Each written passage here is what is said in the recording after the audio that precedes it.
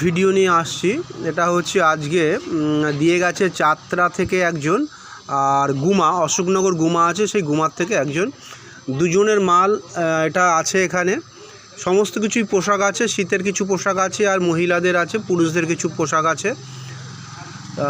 প্রতিদিন কিছু না কিছু আসছে বিভিন্ন জায়গা থেকে। আমিও কিছু কিছু নিয়ে আসছি, যারা পারছেন না আসতে কাছাকাছি হলে সেটা আমি নিয়ে আসছি। মাঝে চাতরা থেকেও এক বাড়ির থেকে নিয়ে এসছি। আর এগুলো হচ্ছে, যেটা আবার বলছি, চাতরার একজন এবং গুমা থেকে একজন দিয়েছেন।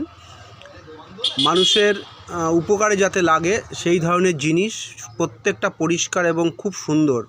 আপনারাও পারেন দিতে, মানুষের হাতে তুলে দেবো এগুলো, যাদের যেরকম লাগবে।